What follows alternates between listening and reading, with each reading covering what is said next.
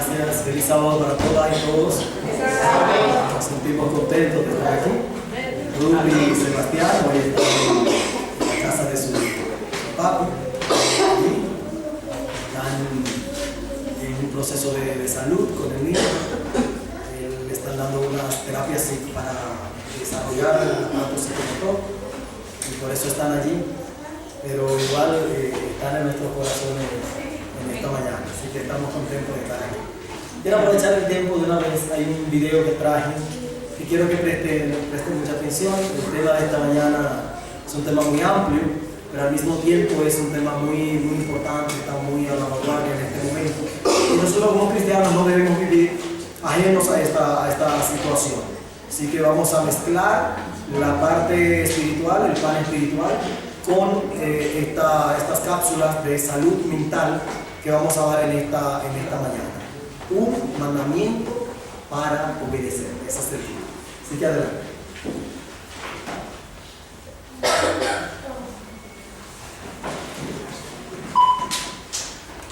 Un corazón por querer.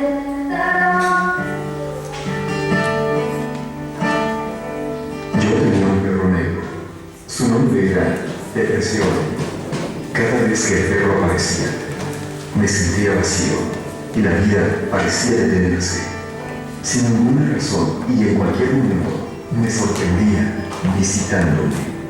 El perro negro me hacía parecer y sentir más viejo de lo que era. Cuando el resto del mundo parecía estar disfrutando de la vida, yo solo podía verla a través del perro negro. De repente, las actividades que normalmente me provocaban placer ya no me interesaban. Le gustaba arruinarme el apetito, masticaba mi memoria y mi habilidad para concentrarme. Si quería hacer algo o ir a algún lado con el perro negro, necesitaba una fuerza sobrehumana. En situaciones sociales, él podía enfagar y darse cuenta de mi confianza y ahuyentarla. Mi mayor temor era que me descubrieran. Me preocupaba que la gente me juzgara debido a la vergüenza y al estigma del perro negro. Yo estaba constantemente preocupado que me descubrieran, por lo que invertía una gran cantidad de energía en ocultarlo. Mentir para ocultar tus emociones es agotador. El perro negro podía hacerme pensar y decir cosas negativas. Podía transformarme en una persona irritable y hacer difícil para los demás el estar cerca de mí. Podía llevarse mi amor y enterrar mi intimidad. Por sobre todas las cosas, él amaba despertarme con pensamientos sumamente repetitivos y negativos. También me gustaba recordarme cuán agotado estaría al día siguiente. Tener un perro negro en tu vida no se trata de sentirte un poco abatido o triste, sino de sentirte totalmente desprovisto o vacío de sentimientos. A medida que fui creciendo, el perro negro se hizo más grande y comenzó a estar alrededor mío todo el tiempo. Intentaba ahuyentarlo con cualquier cosa que yo pensaba que debía irse corriendo, pero con mucha frecuencia, él me caía encima y salía airoso. De caer se me hizo más fácil que levantarme de nuevo. Así es que me hice bastante bueno en automedicarme, lo que en realidad nunca me ayudó. Al final me sentía totalmente aislado de todo y de todos. El perro negro había por fin logrado secuestrar mi vida.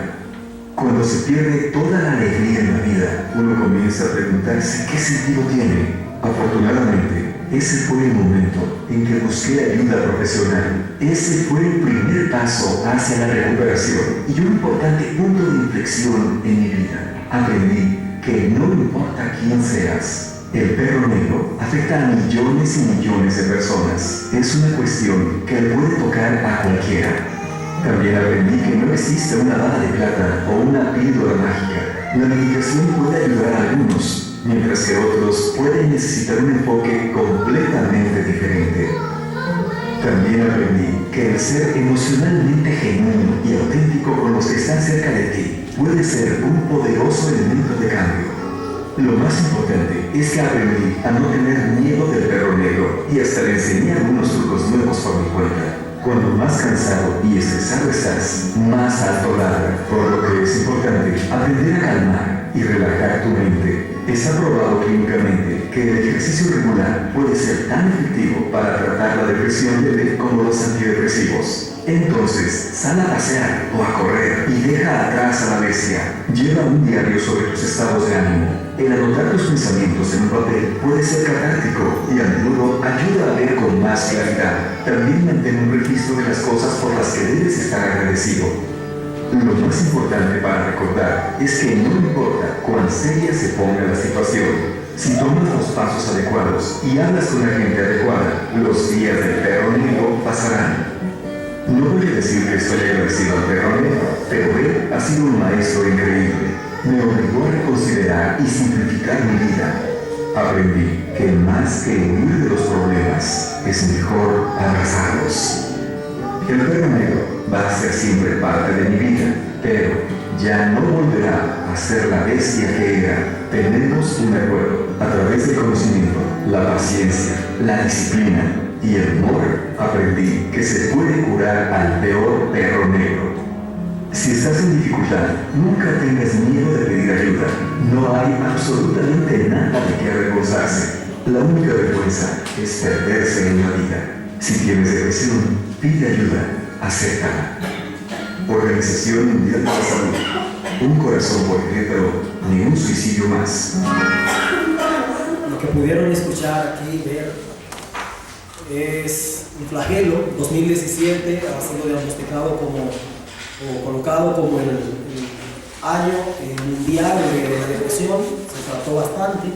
Pero hasta el 2020, por encima del cáncer, la depresión será la enfermedad número 1 del mundo. Estamos hablando que toca todos los estratos sociales, no tiene que ver con género, no tiene que ver con posiciones, no tiene que ver con religión, no tiene que ver con nada de esto. Y tiene que ver con un debate que la sociedad por lo general está experimentando, está sufriendo, fruto de precisamente el abandono de Dios. Los psicólogos adventistas, pues no hablamos de la famosa psicología positivista, del ser supremo que tenemos interior y todo lo demás, sino que basamos nuestra psicología en la palabra de Dios. La palabra de Dios es un libro de psicología por excelencia.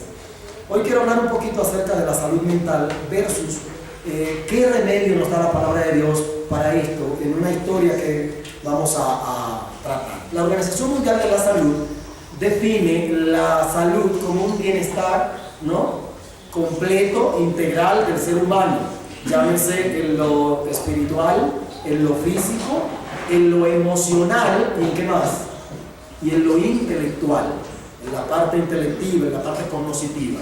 Por eso, cuando hay algún tipo de resquebrajamiento, cuando hay algún tipo de afectación en uno de estos rubros de la vida, un ser humano no está completo. Tal vez usted no conoce, tal vez no sabe que la palabra de Dios enfoca al ser humano como un ser integral. Dios colocó emociones en nosotros precisamente por eso, porque son parte del ser humano, y aunque no debemos o no debe ser esto para nosotros lo que nos guíe, lo que nos dirija, pues sin lugar a dudas están allí. México es uno de los países con mayor índice de depresión, y esto es el caso de suicidio. Usted se pregunta, pero ¿por qué? La depresión, como le llamó Abraham Lincoln, el video viene de que el presidente Lincoln sufría de depresión, tenía depresión, trastorno depresivo mayor, así se llama, y él constantemente hablaba incluso en sus discursos presidenciales, hablaba de un perro negro que le asediaba la vida, que constantemente le vivía hostigando. Y mire que no importa que fuera el presidente de Estados Unidos de ese entonces y uno de los padres allí de esta nación, sino que le afectaba terriblemente. Otros personajes sufrieron y han sufrido de depresión a lo largo de su vida, y murieron incluso muchos a base de esta situación porque no fue bien tratada. ¿Qué es en sí entonces el tema de la salud mental en este contexto? La salud mental, de manera definida allí, se ve como un bienestar en lo emocional, en las partes intelectivas, una forma del ser humano poder desarrollarse de manera emocional, de forma normal en la vida, haciendo cosas productivas, siendo fructífero y haciendo contribuciones a la comunidad.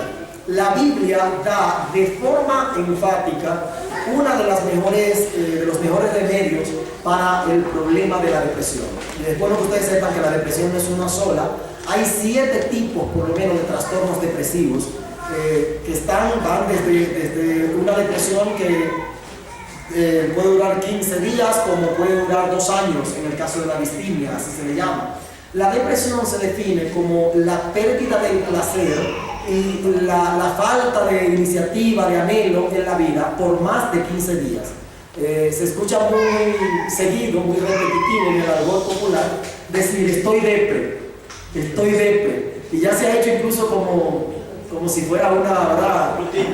Sí, pero realmente no es así. O sea, el hecho de estar tristes o estar desanimados en un momento o por una circunstancia específica de la vida no es depresión. Para la depresión debe diagnosticarse por lo menos 15 días una persona con un sentimiento profundo de tristeza y la pérdida del anhelo, se llama así anedonia, la pérdida del anhelo de las cosas que antes nos producían placer. ¿Qué es lo que pasa con esto? La persona por lo regular comienza a encerrarse. ¿A qué? A encerrarse. Cambia de ambiente, de personas, los colores que utiliza son colores oscuros, por lo regular, no utiliza perfumes y si los utiliza perfumes apagados. Son signos, o sea, cosas que por fuera se ven.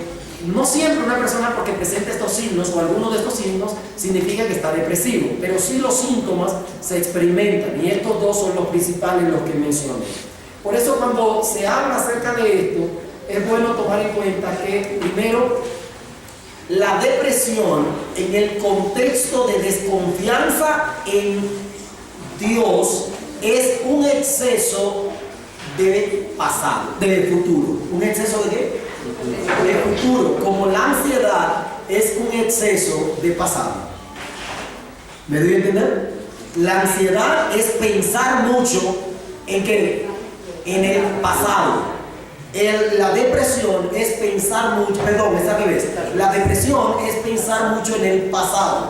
La ansiedad es pensar mucho en el futuro. Ahora sí, ¿qué es lo que pasa con el tema del pasado? ¿Por qué cargamos el fardo del pasado? Situaciones no resueltas, duelos no procesados, bien tratados, crean en el ser humano, incluso en aquellos que creemos en la bendita esperanza, la segunda venida de Cristo, pueden crear cualquier situación de decaimiento general. Una persona puede estar depresiva y reírse. Sonreír, de paso. La mejor máscara para mostrar o para esconder una depresión es precisamente una actitud de alegría, pero una alegría falsa, una alegría pasajera. Es triste, pero alguien dijo que el hombre envuelto en sí mismo suele ser un paquete muy pequeño. ¿Qué ha creado el tema de la depresión? Ha hecho que llegue a estos índices que presenta. El ser humano cada día vive más solo. ¿Más qué? Más solo. Aún nosotros como cristianos, de hecho, la comunidad de santos no acepta pecadores. ¿Se han dado cuenta de eso? Cuando escuchamos o vemos o sabemos de alguien que esté en un pecado, en vez de acercarnos con el propósito de ayudarle a salir de la situación, nos alejamos. Y eso produce de una forma u otra el enajenamiento de esa persona, el rechazo que hace a su vez, entonces que se envuelve en sí mismo. Todos necesitamos hablar. Todos necesitamos expresar. Y es cierto que usted no siempre debe hablar con todo el mundo sus situaciones, pero sí debe tener por lo menos un amigo, 2 amigos, un hermano de iglesia, alguna persona. En cualquiera de los casos, la mejor terapia para poder soltar, para poder sacar, el himno lo dice.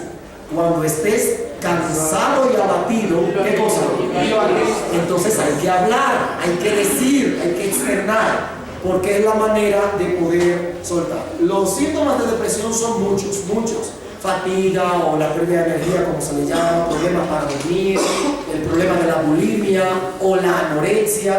Hay problemas serios con el tracto digestivo. De paso, Elena White dice que hay una relación entre el cerebro y el estómago. Muy buena es la descripción que da ella en este contexto. Por eso debemos tener bien en claro sobre qué nosotros estamos, cómo nos estamos alimentando. Hay un pensamiento que dice así: tú eres lo que piensas. Oiga bien, podemos eso repetirlo. Tú eres lo que piensas. Vamos a ver, 1, 2, 3. Tú eres lo que piensas. No lo que piensas que eres. No lo que piensas que eres. Eso es profundo. Porque todos tenemos un cuadro mental de lo que creemos ser, pero la realidad es otra.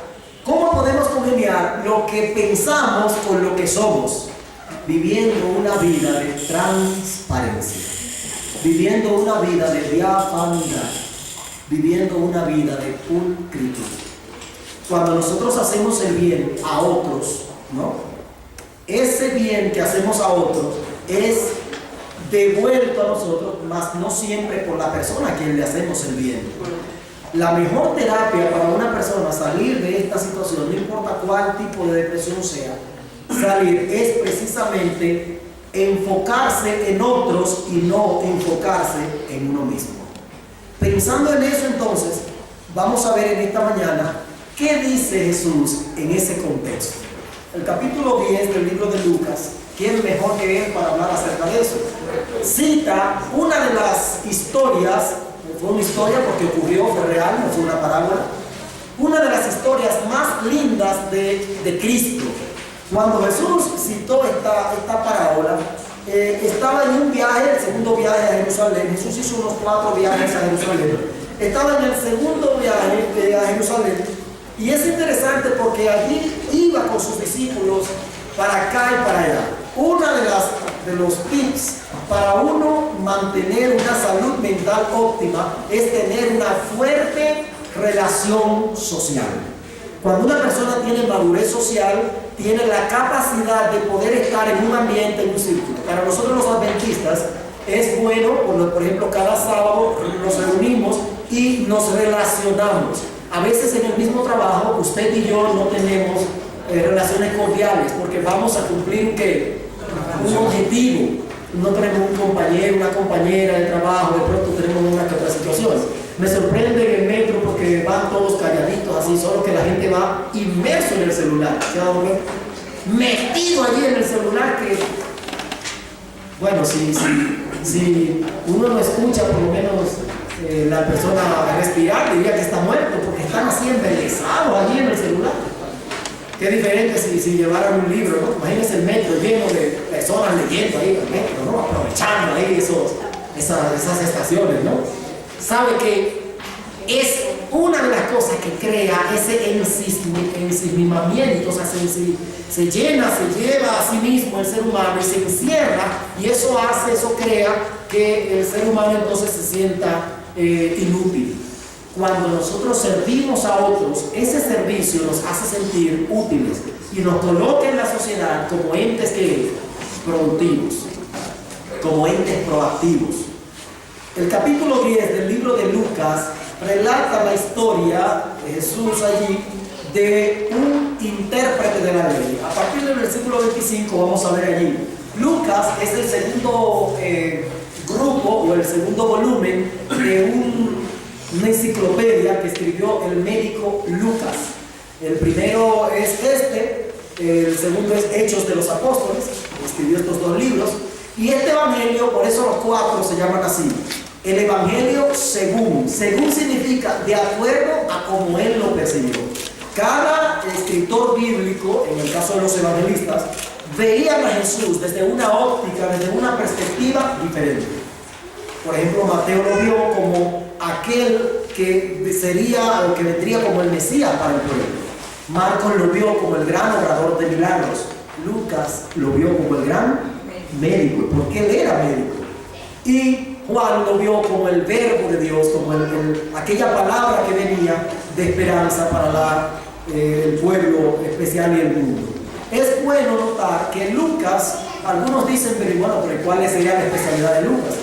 Algunos eruditos dicen que posiblemente Lucas, su especialidad era la gastroenterología. ¿Usted sabe por qué? Él es el que le dice, ¿a quién? A Pablo, que le escriba a Timoteo: ya no tomes agua por causa de tu estómago y tus frecuentes enfermedades. Toma un poco de vino. Lucas andaba con Pablo en los viajes misioneros. Pablo no conocía sobre estos detalles y es Lucas el que le está informando, por eso no muy bien, de que posiblemente Lucas tenía esta especialidad de la gastroenterología. Se dedica a escribir este evangelio para colocar en orden las cosas que él creía que eran importantes o relevantes en el evangelio. ¿Por qué coloca este relato? La Iglesia Católica le llamó el buen samaritano. La Biblia no le llama así. La Biblia le llama el samaritano. Y usted se pregunta, ¿y por qué el calificativo de bueno no?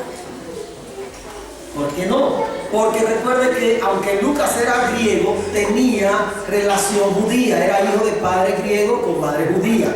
Así que un judío llamarle a un samaritano bueno era imposible, ¿no? Así que es la Iglesia Católica la que le pone el calificativo de bueno, igual que decir el buen ladrón, que el ladrón es bueno.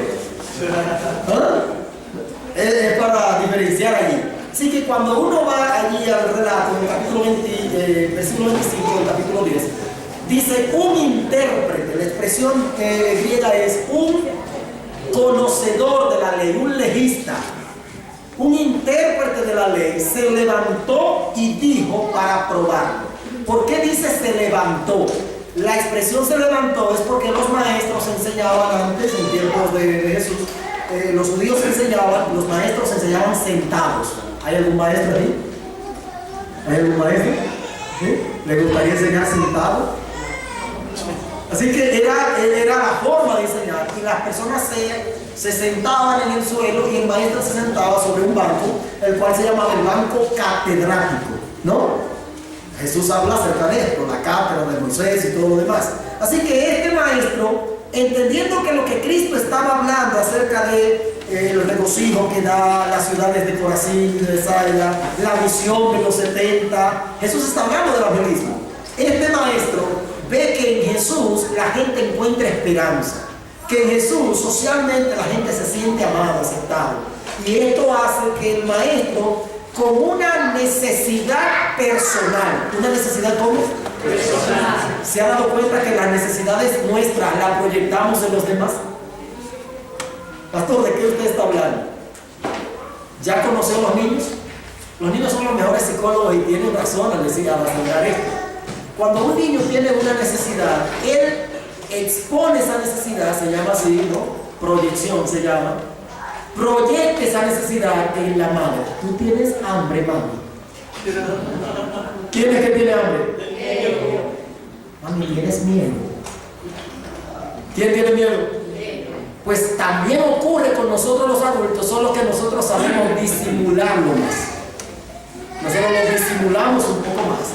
Nuestras luchas y nuestros problemas, pues los externamos en los demás. ¿Se han dado cuenta?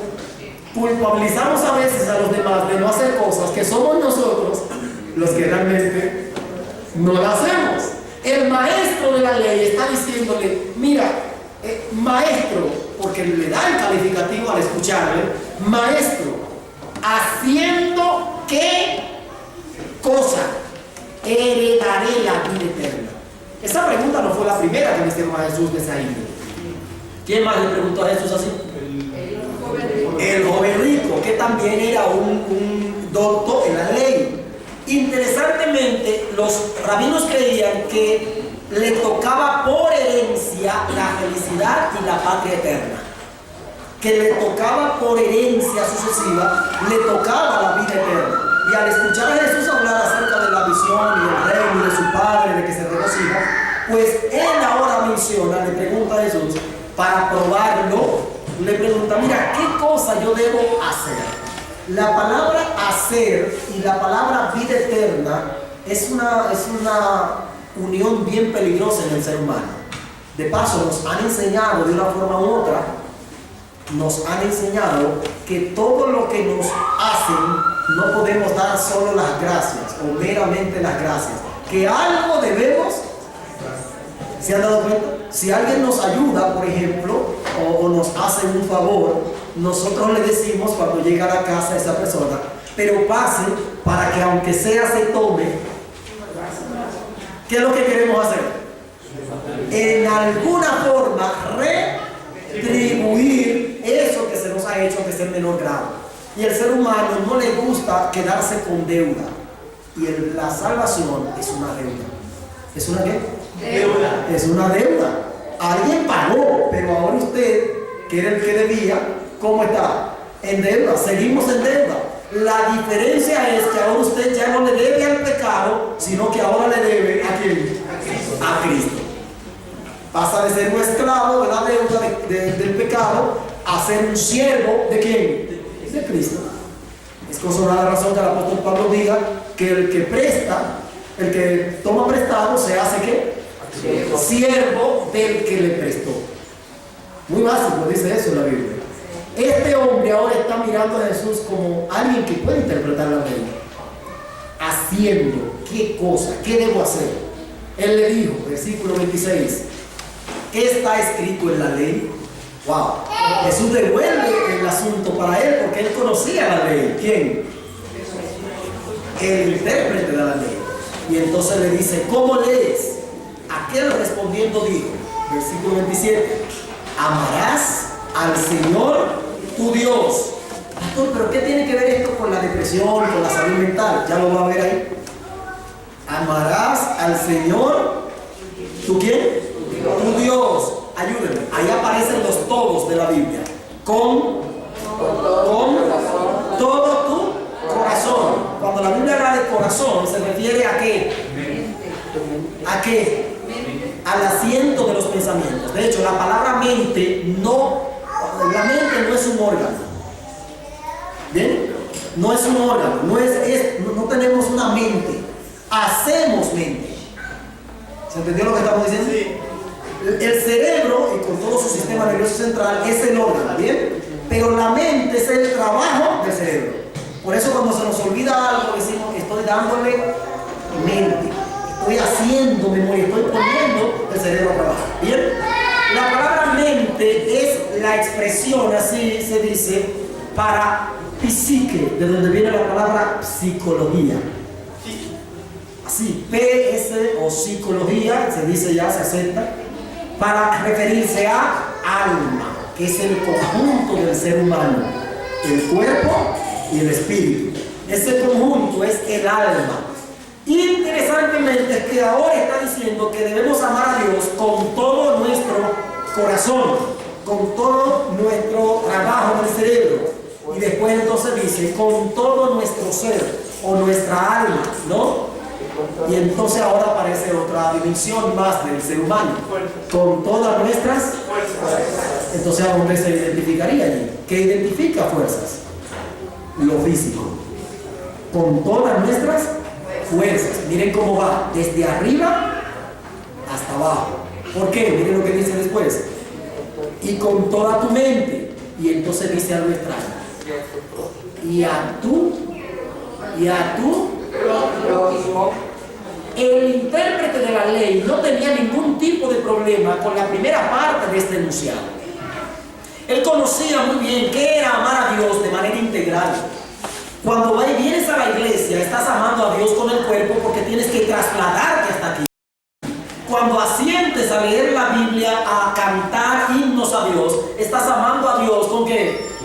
Con tu mente. Pero cuando abrazas el hermano, cuando te pones cualquier tipo de hostilidad que puede existir entre una persona y otra, estás amando a Dios con tu ser, con tus emociones, con tus sentimientos. Hay una teoría en el siglo antepasado, siglo XIX, se habló mucho de esta teoría, la famosa teoría del pan. ¿De qué? Dice así: todos los seres humanos tenemos dentro un padre, un adulto y un niño.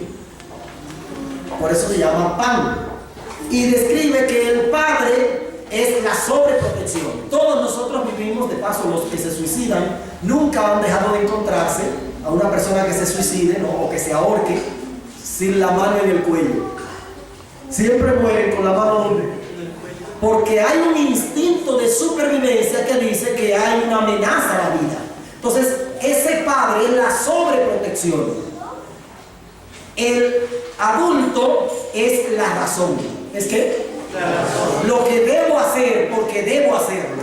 Lo que me dicta que es correcto hacerlo, de acuerdo a parámetros y normas que la sociedad me establece. ¿Bien? No debo hacer esto, debo hacer aquello. Los deberes están en el adulto. Y entonces está finalmente el niño. ¿El qué? El niño. ¿Qué es el niño?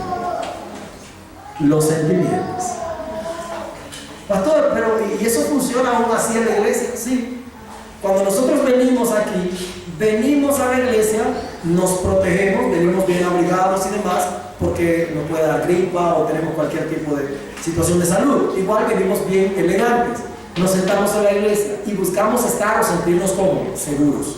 Pero después entonces viene la razón que nos dice, bueno, ya llegaste a la iglesia, aquí no es para hablar por celular, no es para hacer tal o cual cosa, sino que debes hacer esto, esto, esto y esto. Nos dicta un patrón, pero ahora viene el tema del niño. Se escucha un himno o hay un texto bíblico que se expone y entonces ese versículo durante la semana Dios nos estuvo impresionando. Y ahora Dios utiliza las emociones nuestras con su palabra. ¿Están entendiendo? Sí. Y al utilizar nuestras emociones, entonces toca las emociones, el niño, nos hace generar el adulto y nos lleva a la acción, ¿el qué? El padre, a la protección, a la sobreprotección. Esa teoría encontró muchos detalles. Ahora bien, ¿qué era lo que estaba pasando con este intérprete de la ley? Cuando usted da una miradita un poquito más profunda al relato, allí a la película, a la porción, se da cuenta de que el hombre conocía la respuesta de la pregunta. El problema era que él no quería hacer, ¿qué cosa? Lo que decía dicha respuesta. ¿Será este el caso nuestro? ¿Conocemos nosotros que hay que amar al prójimo? Sí. La pregunta más importante y casi obligada sería, ¿y lo hacemos? Amando a otros, ya eso ayuda a nuestra propia salud mental, a nuestra propia salud relacional. Y esto es lo que Cristo quiere resaltar al él preguntarle, ¿y quién es mi prójimo? La palabra prójimo es una palabra hebrea y no es una palabra griega. La palabra griega es próximo. Lo he escuchado bastante en los bancos, ¿verdad? Siguiente, próximo. La palabra es el que está, significa el que está aquí, cercano, el que está contiguo, el que está allí, cerca. Ese es el prójimo. Pero esto creaba interminables discusiones entre fariseos y saduceos, porque ellos catalogaban quién era prójimo y quién no. ¿Me doy a entender? Ellos decían, bueno, los judíos que nacieron en Judea son prójimos. Los que viven en Galilea son prójimos. Los samaritanos no son prójimos. Y entonces eso creaba mucha diatriba y discusiones, creando entonces, desviaba la atención de lo que realmente el mandamiento decía. Jesús, previendo lo que este hombre quería formar en este ambiente, le devuelve a él la carga y la responsabilidad de decir quién era el prójimo. Por eso aparece la historia. Unas semanas atrás, el Abue dice que había ocurrido esta historia. Un hombre descendió de Jerusalén a Jericó, versículo 30. Jesús está narrando. Él descendió de Jerusalén a Jericó. ¿Por qué dice descendió?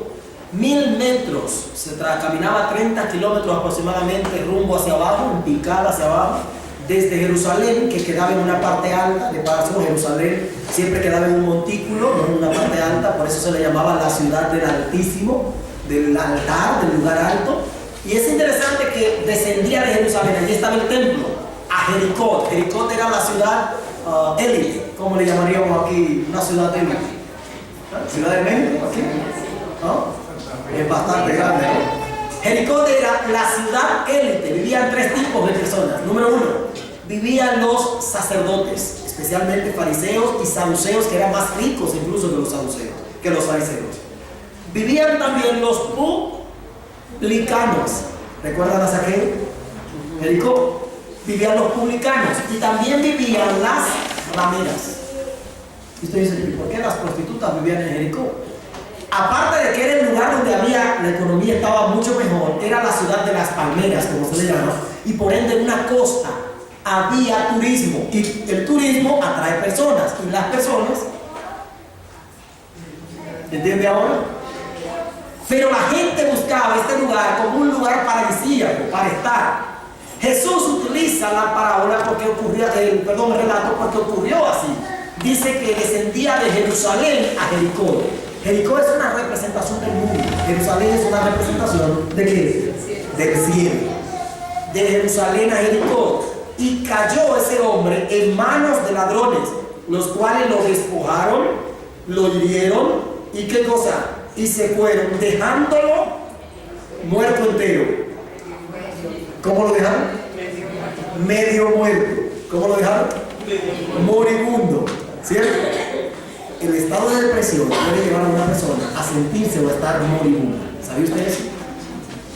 Puede ser que la persona haga algunas cosas, pero sencillamente ya es como si le han sacado el espíritu. No tiene deseos de nada. ¿Quieres ir a tal lugar? ¿Quieres hacer tal cosa? ¿Quieres sentarte? ¿Quieres? O sea, nada. Hay una pérdida total.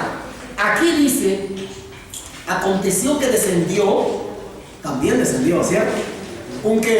Un sacerdote. Si descendió es porque estaba ¿dónde? En Jerusalén. Un sacerdote descendió por aquel camino y al verlo, ¿y al qué? Verlo, ¿qué hizo? ¿Qué hizo? Yo no sé si alguna vez o usted ha escuchado una y otra vez esta historia, pero es más profunda de lo que pareciera ser. Y lo vamos a ver en esta hora. Dice, al verlo pasó de lado. Y entonces dice algo extraño, 32. Que estaba haciendo el cuestionamiento, era un levita, era un intérprete de la ley. Y después ahora Jesús dice, asimismo un levita, versículo 32, llegando cerca. La expresión diferente a la primera dice que el sacerdote al verlo pasó de largo. No dice que se aproximó. ¿Se entiende la idea? Pero en el levita dice que pasó como cerca. Y al verlo también, ¿qué hizo? Pastor, pero de estos detalles, ¿por qué la Biblia presenta estos detalles? Tiene. En la Biblia no hay pleonasmos, la Biblia no tiene contradicciones, no tiene.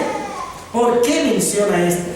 La expresión, al verlo, lo que está diciendo es que el sacerdote o los sacerdotes y los levitas también tenían la prescripción de no tocar ningún cuerpo moribundo, porque esto suponía interminables ritos que le excluían de las fiestas que en ese tiempo se estaban llevando en Jerusalén. Ellos, para evitar molestarse su sistema de culto, para evitar romper la formalidad, la monotonía, lo que ellos conocían como lo cultico, mejor decían, no, pues prefiero no cumplir con esa parte. Tanto el sacerdote como el levita sabían que la ley, ese gran mandamiento, hablaba acerca de aproximarse, que significa ayudar al prójimo, ayudar al que está cerca. Mire lo que dice acá el levita del levita.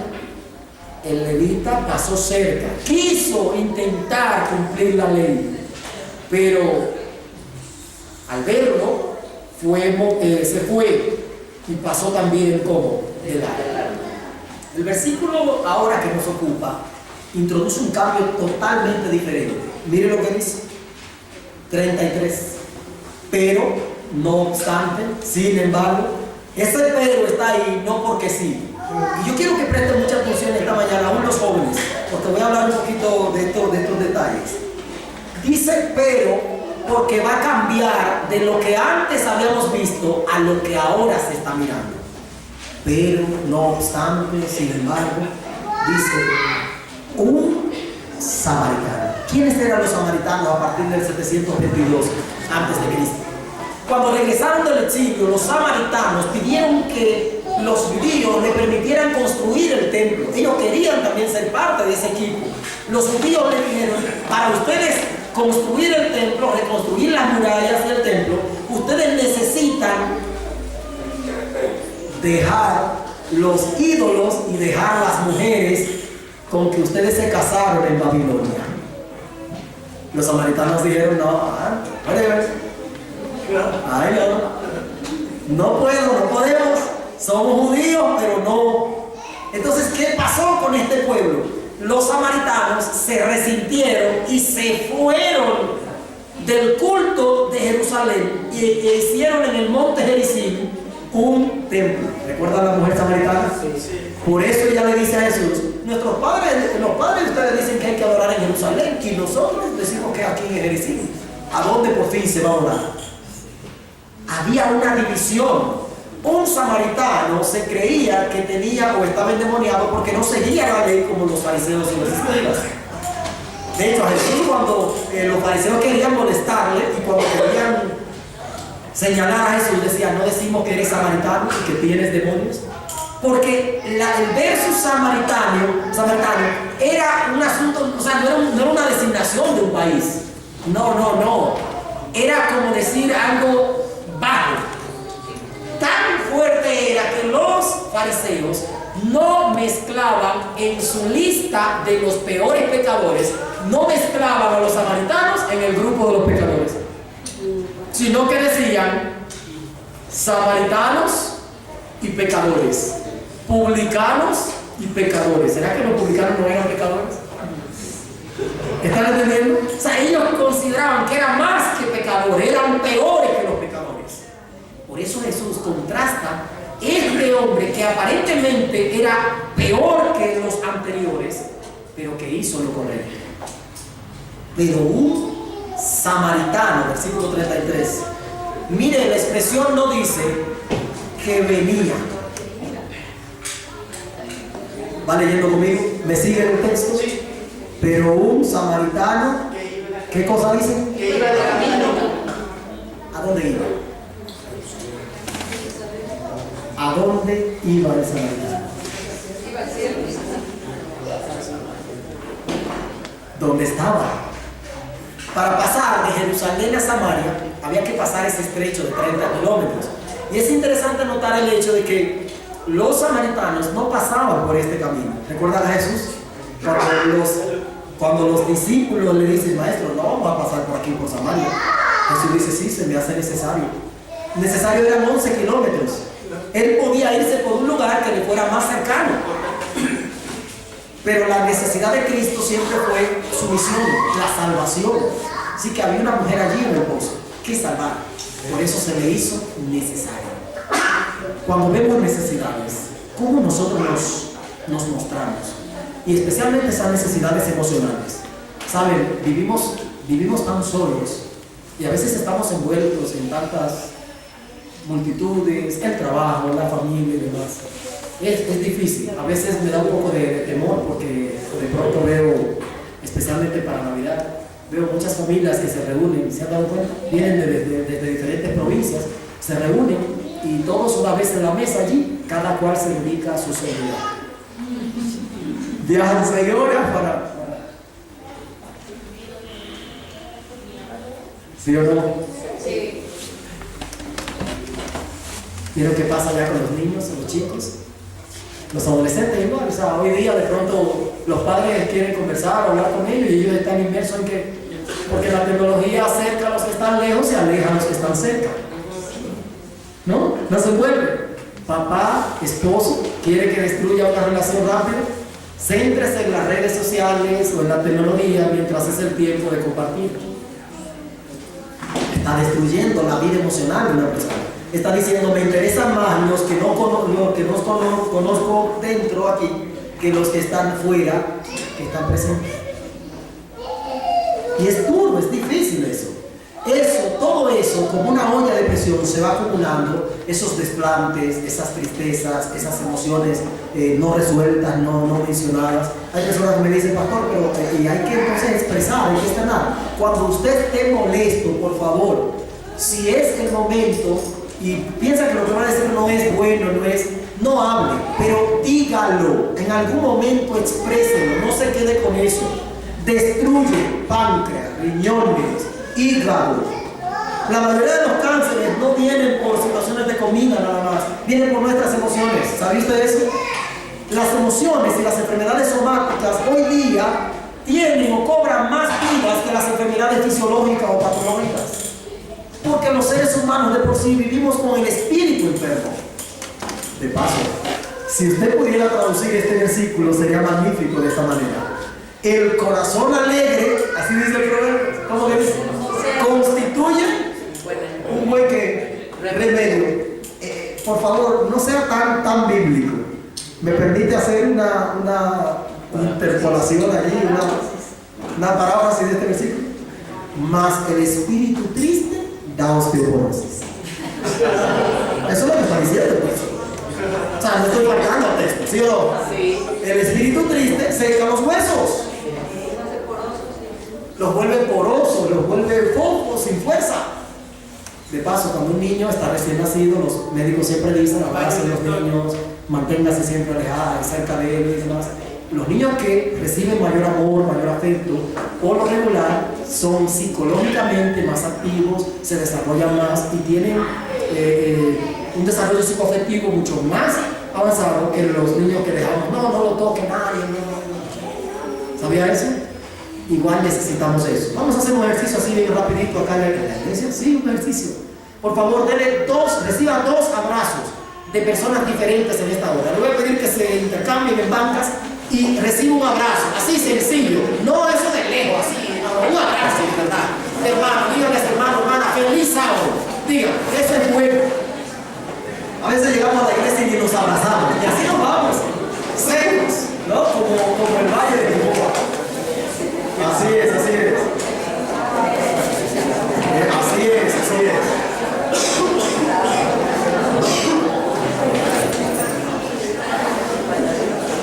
Eso es bueno, eso ayuda mucho, ¿verdad que sí?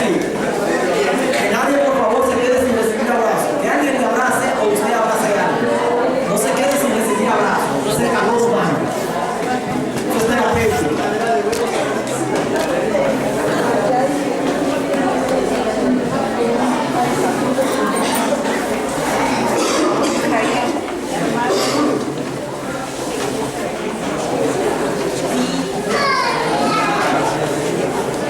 Muy bien.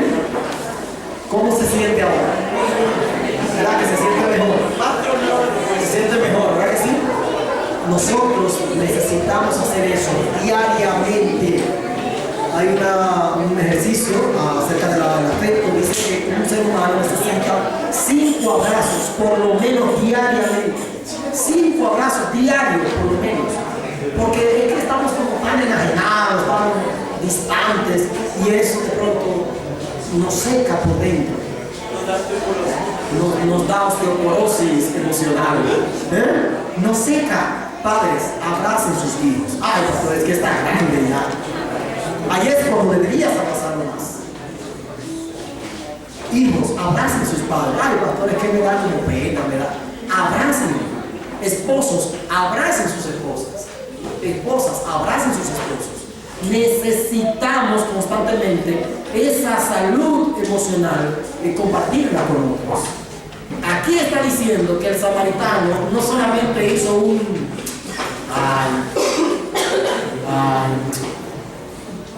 qué triste,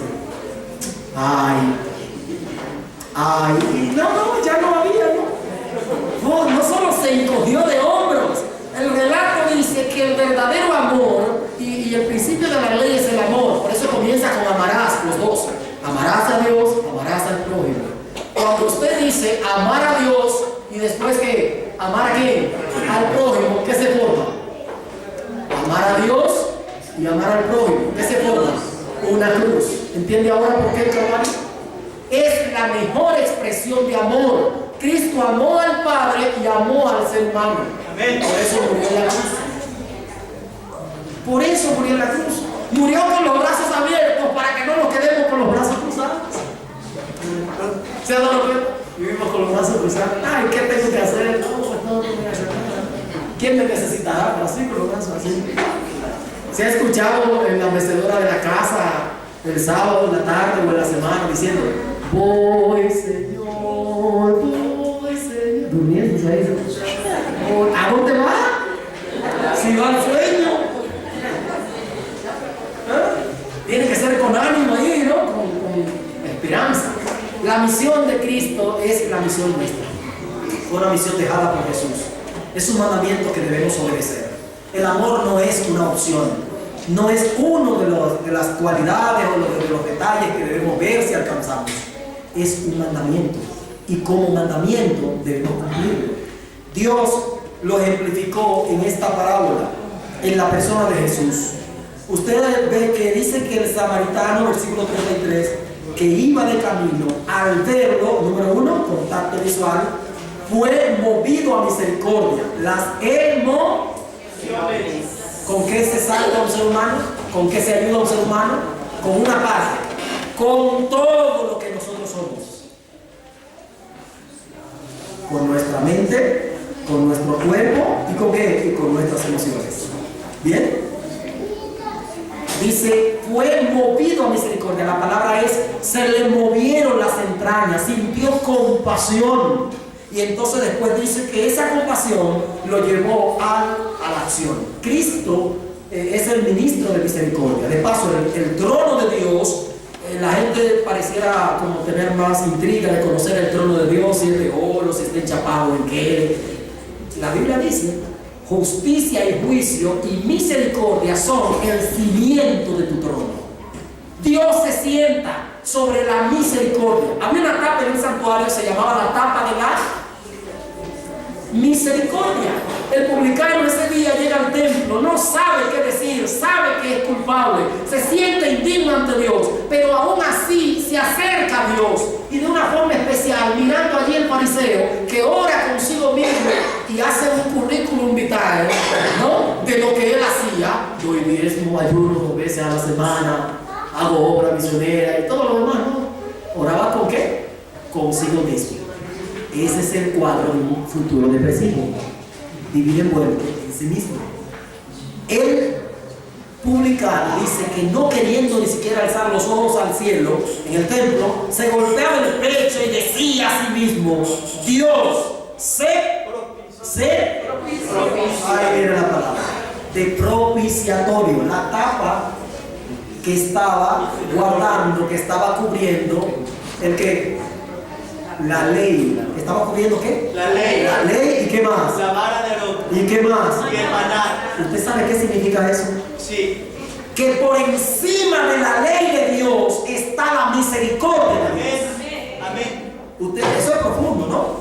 Para Dios es más importante. ¿Qué, pastor? Pero entonces la ley no tiene. Sí. De paso, la ley dice que hay que ser misericordiosa. Amén. Este es el cumplimiento de la ley. La misericordia. Y es interesante porque ahora esa tapa lo que venía era que se sentaba Dios. Cuando bajaba de la nube, en la famosa Shekinah, los 2 ángeles y esa tapa, ahí se sentaba Dios. Y cuando Dios estaba allí, Moisés no podía entrar. No podía entrar. No se extrañe por lo cual Moisés pregunta o le dice, Señor, mira, tengo mucho rato dando viaje para Egipto. Una y otra vez, Jehová me ha dicho el rostro, la visión que me habló, me dice que deje ir al pueblo. Muéstrame tu gloria. Tengo mucho rato diciendo, el yo soy me envía. El yo soy me envía. Muéstrame tu gloria. Un pedido muy similar hizo Felipe. Muéstranos al Padre, esa gloria. Interesante, porque Dios le contesta a Moisés, ¿quieres seguir viviendo? Porque me está diciendo que te muestre mi misericordia, mi gloria. Saben, nosotros no sabemos o no conocemos ni siquiera una así de la misericordia de Dios. No hay una visión humana que pueda descifrar entre la misericordia de Dios y su ira. Hay un límite. Pero es tan pequeñito, Dios es tan amplio, por eso cuando pasó, mete a Moisés en la hendidura de la peña y le proclama lo que él quería. ¿Por qué no muestra a Dios su cara? La Biblia dice que vio las espaldas de Dios. Pero ¿qué era lo que Moisés estaba pidiendo? Ver la gloria. ¿En qué consiste la gloria de Dios? Y pasó Jehová, tapando la cara de Moisés, dice que proclamó: Jehová, Jehová, fuerte y misericordioso, tardo para airarse y grande en misericordia y verdad. ¿En qué consiste la gloria de Dios? ¿Podemos nosotros mostrar la gloria de Dios entonces? ¿Nos llama Dios a mostrar su gloria, sí o no? Sí. ¿En qué consiste la gloria de Dios? En ser misericordiosos, porque Él es la misericordia.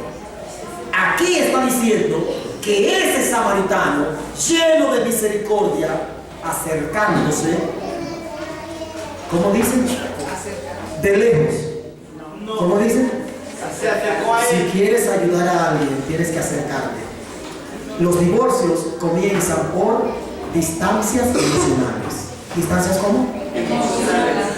Pastor, ¿qué es eso? Comienza ese acostumbrado beso que le dabas a la esposa o al esposo al salir.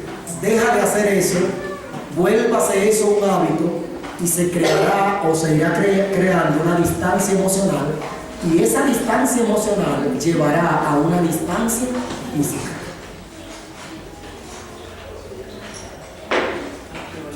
El niño nace, la niña nace, papá y mamá se vuelcan su amor, dedican su amor ahora a la criatura que está allí, y ya no son pareja, ahora son padres.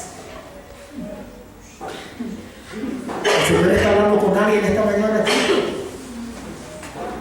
Pastor, mire, me dijo una vez, estaba haciendo una terapia, me dijo: pastor, mire, yo estoy con ese hombre por mis hijos. Y le dije: mire, eso es mentira. Porque cuando usted se unió a esa persona, sus hijos no estaban. Razón, amor, sola y exclusiva. Ni compasión, ni lástima, ni compromisos monetarios, nada de eso. Ni mi papá dijo que era con ese, con esa. No. Amor. Porque es lo que hace que al final se cumpla con la misericordia. ¿Qué llevó al samaritano a hacer esto? El amor. Por eso la primera parte decía: amarás a Dios. No podemos nosotros amar a Dios si no amamos al que nos queda más cerca, al prójimo. No podemos amar al prójimo ignorando el amor de Dios. ¿Sabía usted eso? Escucho personas decir: él no es cristiano, ella no es cristiana, ni conoce de Dios. El único problema es que me ama, o la situación es que me ama como nada ni nadie en este mundo. Déjeme decirle: toda buena dádiva y todo don perfecto. Y si el amor es un don de Dios, entonces, aunque ese ser humano diga no conocer a Dios, experimenta ese amor de Dios, porque al fin y al cabo no puede amar si no recibe amor de Dios. La única forma de nosotros dar es si recibimos. Y como Dios no es que tiene amor, sino que Él es amor, ese es la terapia, es el método, el ungüento terapéutico por excelencia para todas las afecciones del ser humano, tanto emocionales como físicas. ¿Sabían que hay esposas que se están volviendo, incluso se están arrugando antes de tiempo? ¿Usted sabe por qué? Amor. Hijos que se están volviendo obcecados, rebeldes, amor. Padres que se vuelven monótonos y dicen: pues ya me voy a ir con otra mujer que por lo menos me aparenta que me ama. Pero cuando llego a la casa, la esposa me espera con 6 facturas y me espera con 5 o 6 recados de lo que hizo el hijo hoy. ¿Cómo llega? Tiene que ver con el tema del amor. Quiero finalizar en esta tarde ya con este detalle. Mira lo que dice: vendó sus heridas. Wow. Yo no sé si en esta mañana estoy hablando para alguien que sin lugar a duda tiene sus heridas abiertas. No sabes cómo pasó, por qué te sientes así. No sé si en algún momento te ha pasado que te despiertas y lloras y ni siquiera sabes por qué estás llorando. Te sientes triste, desanimado y no sabes. Tristemente nosotros los problemas internos, los problemas emocionales, queremos solucionarlos con o darles soluciones o respuestas externas. Alguien se siente solo, se siente abandonado y ¿qué hace? Va a la discoteca. Pero resulta que cuando las luces se apagan, cuando la música se termina, cuando ya cierran el lugar, el dolor y el vacío se profundiza más. Alguien de pronto se siente que no se valora en su trabajo, lo que hace, y de pronto se siente herido, se siente resquebrajado en sus emociones, y de pronto comienza a encerrarse, se vuelve una persona hostil, contestadora, rebelde, cuando antes no era así. La pregunta sería, ¿qué pasó? A eso le llamamos trauma. Hubo algo que alteró la actitud, la condición de esa persona. Por eso es necesario vendar las heridas. Ese fue el primer paso que Jesús hizo al venir a este mundo. Isaías 61 lo dice de esta manera: el Espíritu del Señor está sobre mí y me ha enviado para sanar las heridas. Si yo preguntara esta mañana cuántos tienen heridas, las heridas físicas se suturan, se le ponen vendas, ungüentos. ¿Y qué pasa con las heridas emocionales?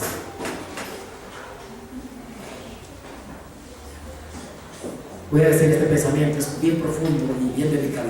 Dice así: cualquier persona que examina su conciencia siempre encontrará un punto negro que le es menester ocultar. Eso nos ataca. A veces en el subconsciente, o sea, en la noche durmiendo, nos da pánico. Algo que usted nunca se lo ha dicho a nadie, le ha pasado y lo ha traumatizado toda la vida. La preferencia de una hermana o hermano para con el padre antes que a usted. La rivalidad de una familia por años. La situación de dolor y de tristeza. La rebeldía de un hijo ante un padre que abandonó el hogar. La desesperación de una madre que se siente la persona más desdichada. La situación de un matrimonio que no progresó. O el hecho de que estamos postrados en alguna enfermedad física que nos daña también la salud emocional. Todos tenemos heridas. ¿Y sabe qué? Esas heridas, Cristo puede vendarlas.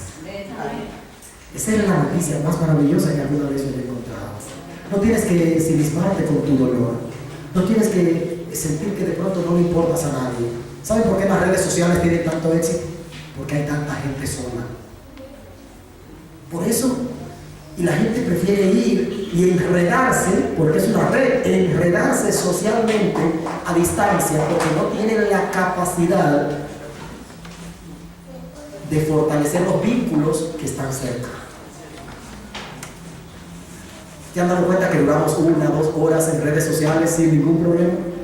Y eso pasa con nuestros familiares. Duramos 1 o 2 horas hablando con ellos y todo. Pero hay esperanza. Y yo alabo al Señor por eso, porque hay esperanza, porque esta parte dice que vendó sus heridas, echándole aceite. El Espíritu Santo es el símbolo. Vino, símbolo de que su sangre. Cristo sanó nuestras dolencias, nuestras heridas, mas Él herido fue, Isaías 53, por nuestras rebeliones, ¿no? Molido por nuestros pecados. Aquí dice que le echó aceite y vino. Y entonces lo dejó ahí y siguió de largo. Porque como no era su problema, pues ya. No. Ah, ¿no es así? No. ¿No? ¿Me equivoqué? Sí. Ah, ¿y dónde estoy diciendo? Poniéndole sobre. Hizo un paso más. Lo puso en su cabalgadura, en su asno, y lo llevó al mesón. Hay una música ahí que me gustaría que suene mientras hago este llamado en esta mañana. Todos nosotros representamos a ese hombre que cayó en manos de ladrones. El sacerdote y el levita representan a aquellas personas que son indiferentes al dolor humano, que son indiferentes a la necesidad de salvación del ser humano. Satanás representa a ese ladrón que nos despojó. Según el libro de San Juan capítulo 10, versículo 12, dice que el ladrón no viene sino para hurtar, matar y destruir, dice Jesús. Yo he venido para que tengan vida, y la tengan en abundancia. Alabas al Señor en esta mañana porque a pesar de tus heridas has encontrado un buen samaritano. Por eso no hay forma de quedarte en el camino, herido, magullado, rumiando tu dolor solo. Ya hace mucho Dios hizo la provisión. De Jerusalén, del cielo, a Jericó, del mundo, vino un samaritano que bien podríamos ponerle el calificativo de buen samaritano. Cristo representa ese buen samaritano. ¿Te sientes así? ¿Sabes por qué elegí esta canción? Usted ha escuchado tal vez posiblemente esta canción. Ese día fue difícil, fue fatal. El mundo celebraba la gloria de este astro. Le decían el astro de la música. Su nombre era Elvis Presley. Le coronaban con gloria. Un muchacho criado en el seno de una familia bautista, conocedor de los principios cristianos desde niño, un día saltó a la fama. El talento que Dios le había dado ahora lo coloca para Satanás. Crea la famosa música del rock and roll y ahora se hace multimillonario. Pero un día, después de un concierto, en medio de su depresión y su tristeza, en medio de su dolor y su angustia, ese muchacho que había escrito esa canción que usted escucha ahí, solo habrá paz en el valle, ahora no podía tener paz en su corazón. Ahora no podía sentirse realmente realizado porque tenía el mundo a sus pies. Todos los jóvenes querían ser como Elvis Presley en su tiempo. Todos, sin excepción de ninguno. Era un ídolo. Y en una sobredosis de droga, aquella noche decidió terminar con su vida. ¿Qué pasaba con este muchacho? ¿Qué era lo que pasaba? Que la canción escrita unos años atrás mientras era cristiano, solo habrá paz en el valle, ya no era para él esa paz. Sencillamente rechazó el camino, se desangró en el camino porque no aceptó la ayuda del buen samaritano, porque no recibió el vendaje, no recibió el tratamiento especial que solo Dios puede dar. Y esta hora yo pregunto, ¿hay alguien que de pronto tiene esas heridas que por alguna razón no ha podido cicatrizar 30, 20 años con un remordimiento, con un rencor, con algún dolor, cargando algún peso, algún sentimiento de culpa? Y hoy quiere decirle a Dios en este momento: Señor, yo estoy en el camino, en la iglesia, quiero conocerte, quiero seguirte, pero estoy herido. Ven tú como buen samaritano. La historia bíblica dice que el hombre cabalgó o lo montó en su cabalgadura. Por eso Jesús nos promete que cuando le dejamos entrar, Él nos va a sentar en su trono. La cabalgadura, el asno, representa la realeza de Cristo. Si te sientes cansado y no puedes ya caminar, Jesús promete llevarte en su propio seno, en su propia cabalgadura. ¿Hay alguien en esta mañana que necesita paz en medio de este desierto? ¿Hay alguien en esta mañana que necesita eso? Puede venir, venga sin miedo y dígale en esta hora al Señor. Puede ponerlo bien bajito, por favor. Hoy, Señor, me siento así, aunque tendré que seguir, pero me siento cansado. Esta mañana Dios habla tal vez con alguien que vino aquí pero no tiene ni siquiera el mínimo deseo de estar aquí, con alguien que emocionalmente su salud no está bien, que tiene muchos problemas, que salió pero se siente angustiado, que tal vez siente de pronto que se le va a venir el mundo encima. Hoy el buen samaritano está recordándote que dejó Jerusalén, el cielo, para venir a este Jericó. Y si estás herido por Satanás, si estás lleno de dolor y de tristeza, libérate. Porque odiar es como tomar veneno y esperar que sea el otro que se muera. Perdona al ser humano que te hirió. Esa es la mejor paga que puedes darle a una persona. Te estás liberando tú. La Biblia dice que cuando hacemos eso, la cara de vergüenza lo tolera. Por eso, el relato termina diciendo que lo llevó al mesón. Este es un mesón. La iglesia es un mesón. Y si alguien bien pudo haber dicho que la iglesia es un hospital, yo le llamo o le añado más un hospital, ¿me permiten? Psiquiátrico. Todos tenemos problemas del alma, todos tenemos problemas del ser, ¿sí o no? Y venimos aquí a veces esperando encontrar que no nos encontramos en la casa. Y pues nadie nos abraza, todos nos ignoran. ¿Están entendiendo de qué se trata? Por eso, dice que lo llevó al mesón. Cuando cuidó de él por un tiempo, pero cuando iba a partir, dijo al mesonero: mira, cuídame, te estoy pagando 2 denarios. Y esto tiene una realidad bien linda. Un denario se utilizaba por día, el pan de un día. Y él le estaba dando ¿cuántos? 2 días. ¿Ha escuchado a Pedro? Pedro dice: hoy ignoramos, hermanos, que para el Señor un día es como... Y si el salario de un día era un denario y él estaba pagándole 2 denarios, estaba pagándole ¿por cuánto tiempo? Por 2 días, que equivalen en el cielo a 2000 años. Ya pronto volverá, porque él le dijo al mesonero: cuídamelo, te estoy pagando, y lo que él gaste de más, te lo pagaré cuando venga. ¿Estás entendiendo de qué se trata? La iglesia es un centro de bendición para aquellos que venimos del mundo heridos, para aquellos que estamos resquebrajados y dolidos en el mundo. Hay alguien en esta mañana que tiene algún problema y quiere esta mañana decirle: Señor, pongo mi familia en tus manos. Alguien más quiere decirle: venga, pase aquí delante sin miedo, porque en esta hora yo quiero orar y quiero pedirle a Dios por tu familia. ¿Alguien tiene problemas con su pareja? ¿O la pareja tiene algún problema o alguna situación con un hijo y esta mañana quiere ponerlo ante el altar de Dios? Venga, dígale al Señor hoy: Señor, recibo tu tratamiento como buen samaritano. La Biblia es clara. Podemos superar la depresión o cualquier tipo de enfermedad.